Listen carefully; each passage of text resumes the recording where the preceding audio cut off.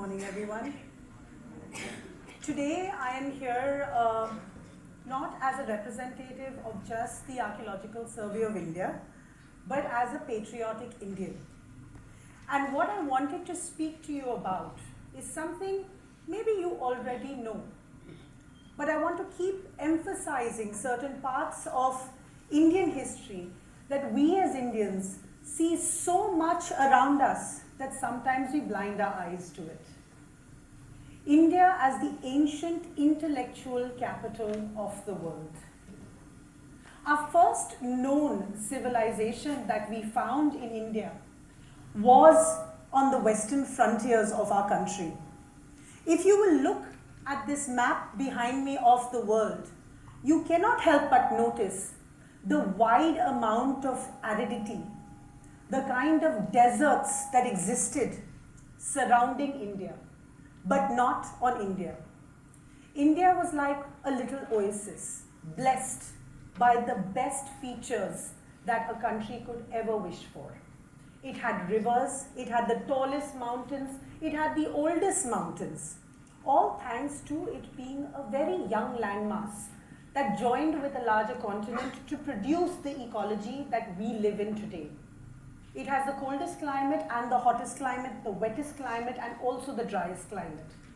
This geography in itself is the kind of environment in which our culture, our human society thrived.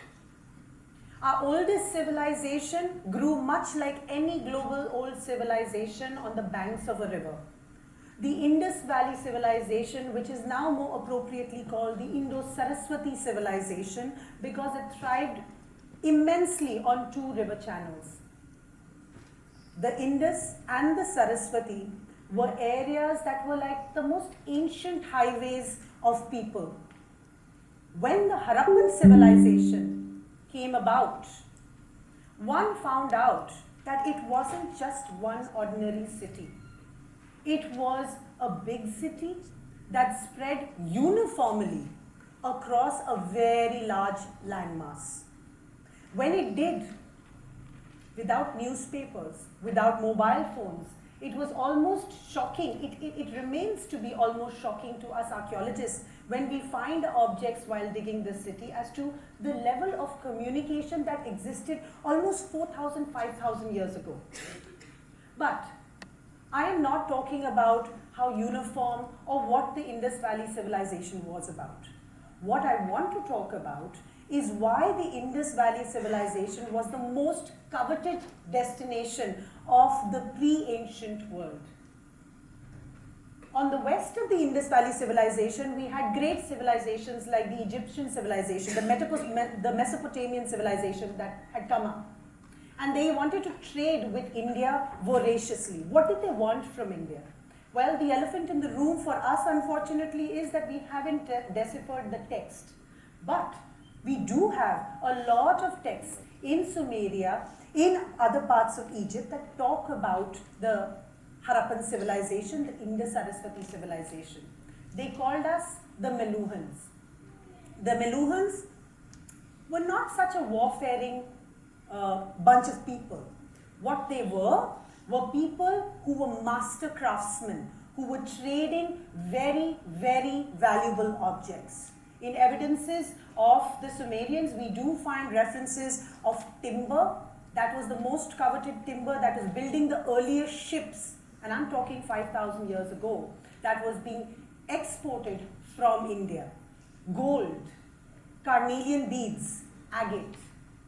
At a very early time, 5,000 years ago, with very basic tools at your disposal, with fire as your biggest friend for settling down, we Indians were surely a very, very rich civilization right from the onset. What had happened with all of these tradings is that Indians even ventured out into the sea. The area between Yemen and India, a small island called Socotra, was set up by traders from all over the world, including Indians.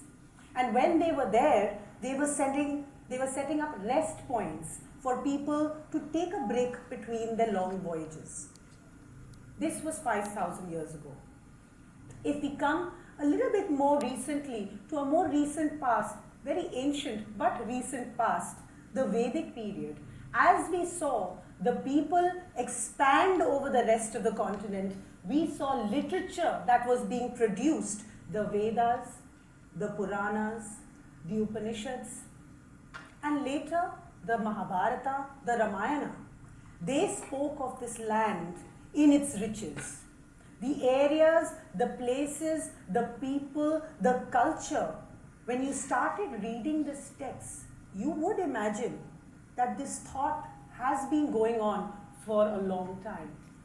The journey of an idea to a book, to popular culture, is a very long one. And back in the very ancient period, the Indians were thinking collectively and building that repository of literary texts that were a seed to something very big that was about to happen in India. What happened in India? Once the Vedas came about, once the Mahabharata came about, what did you notice when you read these texts? You notice minds that are going deep into their consciousness, yet looking out in the world and building philosophies, building testimonies to how society can be, should be, and be in the future. When these texts came about, there were certain deities that they paid homage to. It started from a very simple religious structure. You were worshipping forces of nature. But once you learned how to control the forces of nature, suddenly your universes of homage to gods and deities became more abstracted, became larger than life, became people who were signifiers of the creators, the preservers, and the destroyers. And when these people came about and their pantheons came about, a very rich intellectual exchange started. And what I feel most proud about is the scientific inquiry of Indians that came about at this point in time. You saw the efflorescence of texts on astronomy, on astrology, on Ayurveda, on sciences, on mathematics come about. That inquiry was rooted in religious inquiry and debate. Let's walk away from religion. Let's talk about thought. Let's talk about thinking deeply about things. Our Indian history is so rich, is so deeply ingrained in our DNA that we most often take it for granted. But you know what? While we were building all of this, the entire world was looking at India. India was a very, very, very rich land, not only in terms of natural resources, but also in terms of money. I would like to call it, funnily enough, old money. Why? If you look at the map of India, when I was a young girl, I used to learn the map of India in school. I used to compare the map of India to a mermaid. It has a head, it has two arms, and it has a body almost like the fin of a mermaid floating on this vast ocean, right? This large coastline and this diverse landscape of India was exactly what the rest of the world that was surrounding India, that was in a very arid zone. It wanted a lot of things to sustain the cultures that they were building. And they looked at India for that. And when they came from India, they just didn't find the natural resources. India had, you can take it for granted, become the largest supplier of natural resources, raw material to the world. By the earliest time, people wanted to come here to not only accumulate that, but set up institutions over here that consistently got that from India. But when they came here, what did they see? They saw the efflorescence of several knowledge systems, several traditional knowledge systems. They saw the efflorescence of Buddhism, of Jainism, and later even Sikhism. What a rich tapestry of a land. But what came out of all of this? This land that was giving to the entire world. One of the oldest universities in the world came up in India. On the western belt of India, on the eastern belt of India, you will notice that there were set up, as we know popularly, 6 major universities, but there were indeed 18 major universities that were set up. These universities we learn a lot about Unfortunately, not from the text that we have lost to the natural degradation process in India, but to a lot of references from the foreigners who were coming to India. Why were these foreigners coming to India? What was happening in India that they so wanted to learn about? While there were societies and cultures being built in Southeast Asia, East Asia, West Asia, the Near East, they were looking at India as this rigorous intellectual capital that was not only impacting the minds of the people, but the state of affairs in any geographical region. India had the most complex, the most largest building program that was being undertaken all over the country. You had temple economies that were coming up. Yes, they may be religious structures, but they were more important to the people because of the economic center that they set up about there. If you look currently at the craft traditions of India, they still are very much so following the traditional knowledge systems in producing that particular craft. Yes, in our modern and contemporary times, we want to optimize them. But before industrialization existed, India in itself was a very rich industry. I want to go back to the time when in the Near East, it was a very, very rich Zoroastrian sort of kingdom that was coming up at that particular point in time. They also wanted to come to India. It was very much in their plan that we would like to go via the Indus, via the Jhelum and enter India. Most of them never got the chance to enter India, but they made India a passive colony to their empire. While India was a passive colony to the empire, guess what? It was paying the largest amount of tax. Why? Because of what I mentioned earlier, old money. This was a country that had been trading with the rest of the world, that had been supplying to the rest of the world and welcoming the rest of the world to its shores from before 5,000 years ago. For them, it wasn't new that you wanted to come and derive your benefits from India. Go on later, when these ideologies, when religious philosophies, when scientific inquiry started increasing and large universities started coming up, everyone wanted to come to these universities almost as a pilgrimage.